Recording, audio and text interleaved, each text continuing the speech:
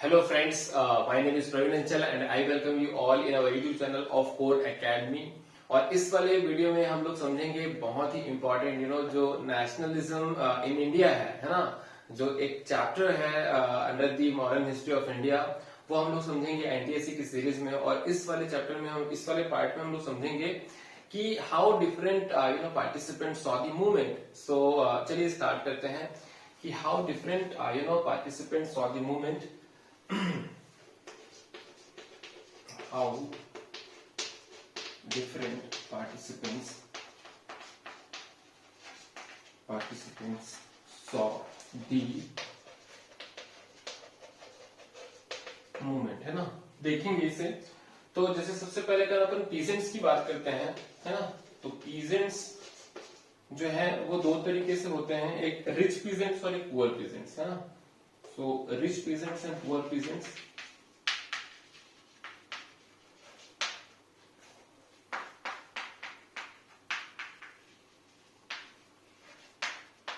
Rich peasants and poor peasants, तो जो अमीर पीजेंट थे, रिच पीजेंट्स थे, है ना,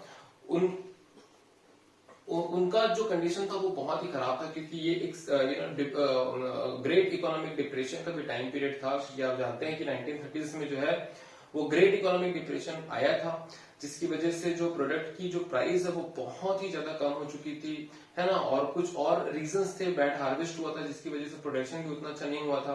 तो जो पीजेंट्स है ना वो बहुत ही बुरे दौर से गुजर रहे थे। और जो अमीर पीजेंट्स ने जो ब्रिटिशर्स को बोला था, हम तो आपको हमेशा मदद करते हैं, है ना, अभी हमारा कंडीशन बहुत खराब है तो आप हमारा मदद करिए। तो ब्रिटिशर्स ने कहा कि भाई धंधे से दोस्ती नहीं, है ना। तो उन्होंने टैक्स को कम करने से मना कर दिया, जिसकी वजह से रिच पीजेंट्स जो है वो ब्रिटिशर्स के खिलाफ नाराज हो गए और उन्होंने अपना पूरा सपोर्ट दे दिया किनको, जो इंडियन नेशनल कांग्रेस थे उनको। जो कुछ बड़े बड़े किसान थे, जैसे किसान कम्युनिटीज थी, जैसे कि इन गुजरात भी have पाटीदार्स and in Uttar Pradesh भी have जाट्स, तो इन्होंने जो है वो अपना पूरा सपोर्ट दे दिया इंडियन नेशनल कांग्रेस को। तो ये रहा रिच पीजेंट्स की तरफ से जो है वो कंट्रीब्यूशन। वैसे ही जो गरीब किसान है ना, उनका डायरेक्ट दुश्मनी ब्रिटिशर्स से नहीं था, बल्कि उनका डायरेक्ट दुश्मनी था जो बड़े बड़े किसान हैं, सॉरी बड़े बड़े जो रिच पीजेंट्स हैं, मनी लैंडर्स हैं, लैंडलॉर्ड्स हैं ना, तो इनसे उनका ज्यादा दुश्मनी होता था। क्यों? क्योंकि यही जो है उनसे कभी पैसे उधारी लेते थे, या तो कभी जमीन रेंट पर लेते थे, और ये जो है बहुत ही इंटरेस्ट हाई करके उनको लोन दिया करते थे, और बाद में उनका बहुत एक्सप्लॉइटेशन होता था गरीब किसान का। तो इसीलिए गरीब किसान हमेशा ये डिमांड करते थे कि जो उनका रेंट है, बकाया है, उसको माफ कर दिया जाए। और जो पुअर पीजेंट है वो एक कैंपेन रन करते थे, नो रेंट कैंपेन, है ना। तो नो रेंट कैंपेन कौन रन करता था? Poor peasants. लेकिन जो जो कांग्रेस पार्टी थी उन्होंने रिच पीजेंट्स का साथ दिया, क्योंकि रिच पीजेंट्स उनको पेमेंट करते थे, उनको पैसा देते थे, है ना। और इतने बड़े मूवमेंट को रन करने के लिए तो पैसे की जरूरत पड़ेगी ना। तो इसीलिए Indian national Congress sided with the rich peasants, और पुअर पीजेंट्स जो है उनके नो रेंट कैंपेन को कांग्रेस ने जो है वो सपोर्ट नहीं किया।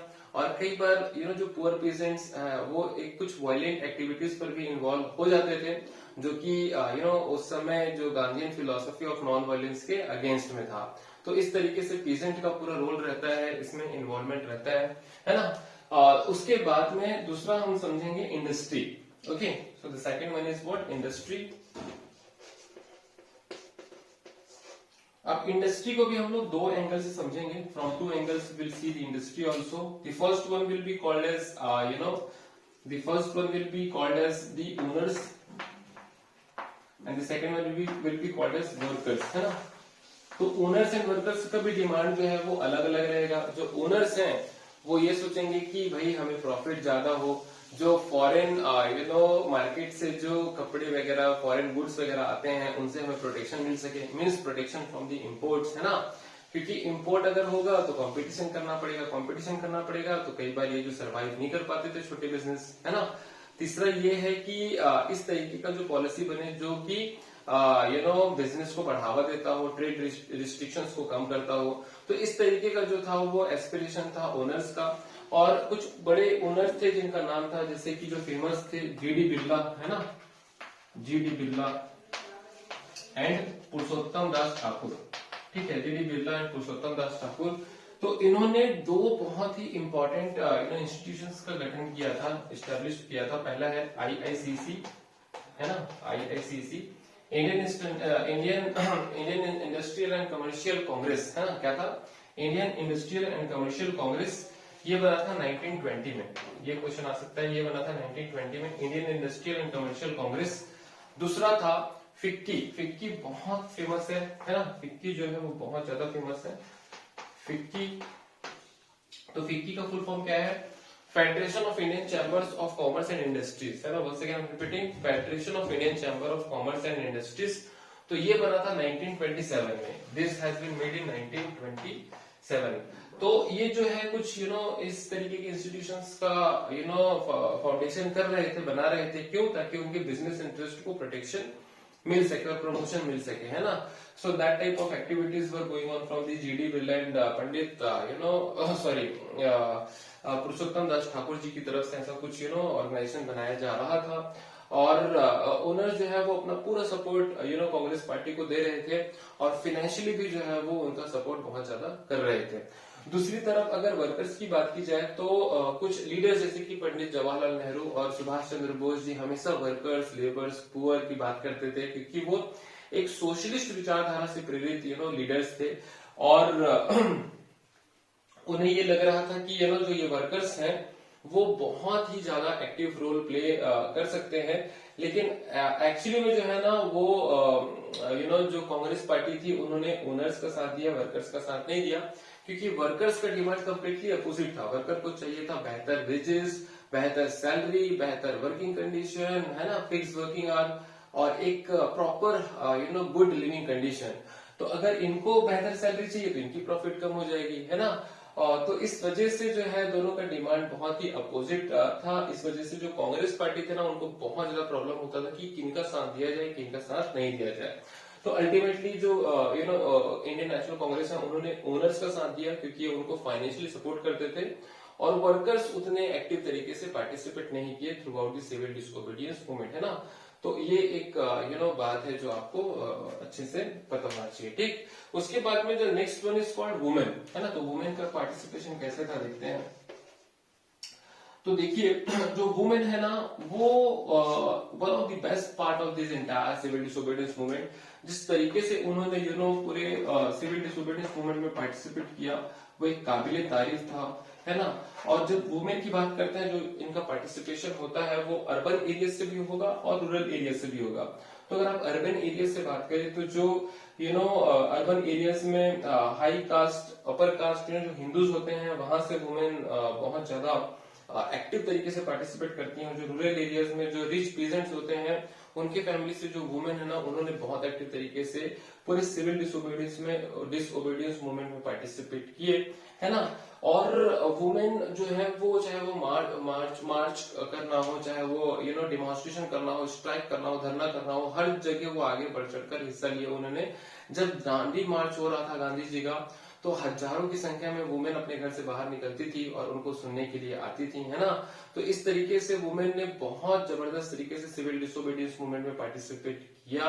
और गांधी जी तो यहाँ तक कहे कि to serve the nation is a sacred duty for women. अपने देश की सेवा करना महिलाओं के लिए एक पवित्र धर्म है, एक धर्म की तरह है ना। तो इस तरीके से जो है उनको और इग्नाइट किया गया, है ना। ऐसा पूरा एक्टिव पार्टिसिपेशन हमें नॉन कॉपरेशन मूवमेंट में नहीं देखने को मिला था। नॉन कॉपरेशन मूवमेंट में जो फीमेल्स हैं वो बहुत पैसिव थी, बट सिविल डिसओबीडियंस मूवमेंट में वो बहुत ही ज्यादा एक्टिव थी, है ना। लेकिन इतना ज्यादा एक्टिव होने के बावजूद जो उनको रिटर्न मिलना चाहिए था, रिकॉग्निशन मिलना चाहिए था, वो नहीं मिल पाया। अभी भी जो है वो जो पूरा मूवमेंट है वो थोड़ा पैट्रियार्किक है, मतलब कि जो मेल डोमिनेटेड है। अभी भी जो इम्पोर्टेंट पोजीशंस हैं, पोस्ट हैं, वो सभी मेल के पास है ना। तो फीमेल के पास में अभी भी उतना ज्यादा रिकॉग्निशन नहीं है। बट ओवरऑल अगर आप बात करेंगे तो फीमेल का जो पार्टिसिपेशन है वो बहुत ज्यादा एक्टिव था throughout the civil disobedience movement. So that is about the women. उसके बाद जो नेक्स्ट है मैं बात करना चाहूंगा दलित। तो दलित या फिर डिप्रेस्ड क्लास कम्युनिटी की मैं बात करना चाहूंगा, दलित। ओके, देखिए, दलित का पार्टिसिपेशन बहुत ही कम रहा during the civil disobedience movement, क्योंकि जो कांग्रेस पार्टी थी वो पूरी अपर कास्ट हिंदूज से डोमिनेटेड थी, है ना, जिन्हें सनातनीज कहा जाता था। जो कंजर्वेटिव अपर कास्ट हिंदूज होते हैं ना, उन्हें सनातनीज कहते हैं। तो कांग्रेस पार्टी बिल्कुल भी नहीं चाहती थी कि दलित को इंक्लूड करके सनातनीज के सेंटिमेंट्स को हर्ट किया जाए, है ना। इसलिए दलित जो थे वो साइड हो चुके थे सिविल डिसोबीडियंस मूवमेंट से, और दलित जो थे वो हमेशा डिमांड करते थे सेपरेट इलेक्टोरेट का। जो उनके लीडर थे बी आर अम्बेडकर जी, है ना, डॉक्टर बी आर अम्बेडकर जी, उन्होंने डिमांड किया सेपरेट इलेक्टोरेट का, मतलब एक सेपरेट एरिया होगा जहां से दलित लीडर्स चुनाव लड़ेंगे और दलित कम्युनिटी ही उनके लिए वोट करेगी। तो इस तरीके का कॉन्सेप्ट था, जैसे मुस्लिम लीग डिमांड किया करती थी, अब दलित भी वैसे ही कुछ डिमांड करना स्टार्ट कर दिए हैं। सेकेंड राउंड टेबल कॉन्फ्रेंस में इसी वजह से विवाद हो गया था between doctor B R Ambedkar and Gandhi ji के बीच में, और गांधी जी जो है वो इसी चीज को रोकने के लिए आमरण अनशन कर देते हैं, मतलब फास्ट अनटू डेथ, कि जब तक बी आर अम्बेडकर अपने डिमांड को गिव अप नहीं करेंगे ऑफ सेपरेट इलेक्टोरेट, वो आमरण अनशन करते रहेंगे, फास्ट अनटू डेथ करते रहेंगे, है ना। Finally doctor B R Ambedkar ji ने अपना डिमांड गिव अप किया, लेकिन जो गांधी जी ने रिटर्न में कहा कि आप इसको गिव अप कर दीजिए सेपरेट इलेक्टोरेट को डिमांड को, हम आपको रिजर्वेशन देंगे, है ना, इन government institutions and in election, है ना। तो इस तरीके से जो चीजें हैं वो आगे बढ़ते हैं। उसके बाद में गांधी जी और अंबेडकर जी के बीच में एक बहुत इंपॉर्टेंट और हिस्टोरिकल एग्रीमेंट होता है, जिसे कहते हैं पूना पैक्ट। तो देखेंगे इसे, है ना, एक होता है पूना पैक्ट। पूना पैक्ट कब हुआ था? 1932। किन के बीच में हुआ था? गांधी एंड अंबेडकर, है ना, गांधी जी एंड अंबेडकर जी के बीच में हुआ था, गांधी एंड अंबेडकर। और इसी पूरा पैक्ट जो कि गांधी जी और अंबेडकर जी के बीच में हुआ था, इसी के बाद में जो है वो रिजर्वेशन का कॉन्सेप्ट आता है, और रिजर्वेशन मिलता है डिप्रेस्ड क्लास लोगों को in government institutions as well as in election also, है ना। तो ये रहा आपका पूरा पूना पैक्ट 1932 का। अंबेडकर जी ने 1930 में एक डिप्रेस्ड क्लास एसोसिएशन का भी गठन किया था। 1930 में, याद रखिएगा ये क्वेश्चन आता है, depressed class association has been found by whom? Ambedkar ji, B R Ambedkar ji. और कब बना था? 1930 में बना था, ठीक। बी आर अम्बेडकर जी ने एक रिपब्लिकन पार्टी ऑफ इंडिया भी बनाया था वैसे। Okay, so this is all about the this particular the depressed class of the Dalit community, है ना। They have not participated that much actively due to their specific reason, है ना। उसके बाद में हम सेकंड बहुत ही इंपॉर्टेंट चीज देखेंगे, दैट इज मुस्लिम्स। तो देखते हैं मुस्लिम का क्या कंडीशन था। तो यहाँ पर मैं बात करना चाहूंगा मुस्लिम्स का। तो देखेंगे मुस्लिम्स भी इस पूरे non cooperation civil disobedience movement में बहुत ही पैसिव रहे, क्योंकि उन्हें लगता था कि अभी तक हमारे ऊपर में ब्रिटिश राज रहा है, और आगे जाके अगर हमें एक आजाद देश नहीं मिला तो हम जो है वो हिंदू राज के अंडर पे आ जाएंगे, है ना। तो इसलिए उनमें बहुत ज्यादा इनसिक्योरिटी थी, और वो एक सेपरेट नेशन का डिमांड करने लगे बाद में, है ना। लेकिन स्टार्टिंग में ऐसा नहीं था। स्टार्टिंग में न तो सेपरेट नेशन था, है ना तो पाकिस्तान का इमेजिनेशन था, ठीक है, ऐसा कुछ भी नहीं था। 1920s तक जब नॉन कॉपरेशन मूवमेंट चल रहा था, तो कितना जबरदस्त यूनिटी था बिटवीन हिंदू एंड मुस्लिम, है ना। लेकिन नॉन कॉपरेशन मूवमेंट के बाद में जो हिंदू और मुस्लिम के बीच का जो डिफरेंसेस है वो बढ़ता गया। मुस्लिम लीग और इंडियन नेशनल कांग्रेस के बीच का जो डिफरेंसेस है वो भी बढ़ता गया, है ना। और बाद में कई सारे रिलीजियस वायलेंस भी होते हैं, दंगे फसाद हो जाते हैं हिंदू और मुस्लिम के बीच में। जो लीडर्स होते हैं जैसे कि मोहम्मद अली जिन्ना, है ना, तो मोहम्मद अली जिन्ना हमेशा डिमांड करते हैं सेपरेट इलेक्टोरेट का, लेकिन बाद में बड़े बड़े लीडर्स के समझाने के बाद में उन्होंने अपना सेपरेट इलेक्टोरेट का डिमांड छोड़ दिया था। जैसे यहाँ बी आर अम्बेडकर ने गिव अप किया ना, वैसे ही मोहम्मद अली जिन्ना ने भी सेपरेट इलेक्टोरेट का डिमांड करना छोड़ दिया था। वो बोलते थे कि चलिए ठीक है, हमें आप रिजर्वेशन ही दे दीजिए। लेकिन कुछ बहुत ही नेशनलिस्ट लीडर थे, जैसे कि एक MR जयकर थे हिंदू महासभा के, उन्होंने यहां तक कह दिया कि भाई हम आपको ना तो सेपरेट इलेक्टोरेट देंगे, ना तो रिजर्वेशन देंगे, कुछ भी हम नहीं देंगे आपको, है ना। जिसकी वजह से जो मोहम्मद अली जिन्ना को बहुत दुख हुआ, और उनको लगने लगा कि इस देश में हमारा जो है वो कंडीशन बेहतर नहीं हो सकता। इसीलिए 1940 में उन्होंने सेपरेट कंट्री का डिमांड किया, पाकिस्तान का डिमांड किया, और फाइनली जो है वो देश जो है वो पार्टीशन हो जाता है, दो भागों में बट जाता है, ठीक है। So this was the contribution from the Muslims that they have not participated that much actively during the civil disobedience movement due to their specific reason. I hope आपको बहुत अच्छे से ये टॉपिक जो है वो समझ में आया होगा। तो आप देख सकते हैं कि मुस्लिम की तरफ से पार्टिसिपेशन नहीं है, दलित की तरफ से पार्टिसिपेशन नहीं है ना। Women have participated but here workers have not participated, owner have participated but here poor peasants have not participated that much actively and with full passion. Rich peasants ने पार्टिसिपेट किया। तो इस तरीके से आप समझ सकते हैं जो और कुछ रीजन थे, जैसे राउंड टेबल कॉन्फ्रेंस में जो रिजल्ट रहा वो काफी निगेटिव रहा है ना। तो इन सभी पूरे पॉइंट्स को अगर आप एनालिसिस करोगे तो आसानी से गेस कर सकते हो कि सिविल डिसओबीडियंस मूवमेंट का रिजल्ट क्या रहा होगा। तो सिविल डिसओबीडियंस मूवमेंट का रिजल्ट अनसक्सेसफुल था, दोनों ही फेज अनसक्सेसफुल था। जो फर्स्ट फेज था 1931 टू 32 वो गांधी इरविन पैक्ट की वजह से रुका, बंद हुआ है ना, उसमें कोई फ्रूटफुल रिजल्ट हमें नहीं मिल पाया।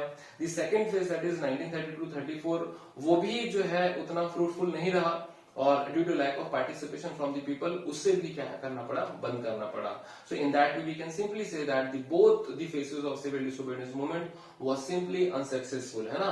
तो इस तरीके से आप इस पूरी चीजों को कंक्लूड कर सकते हो।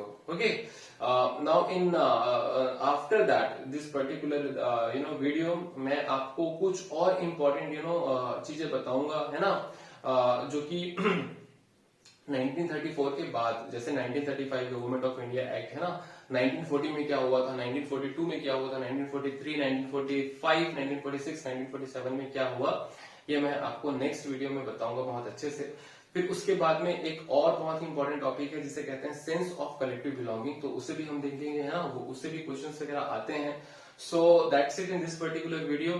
If you have any doubt, problem, confusion, please comment below and let us know. We'll feel happy to help you.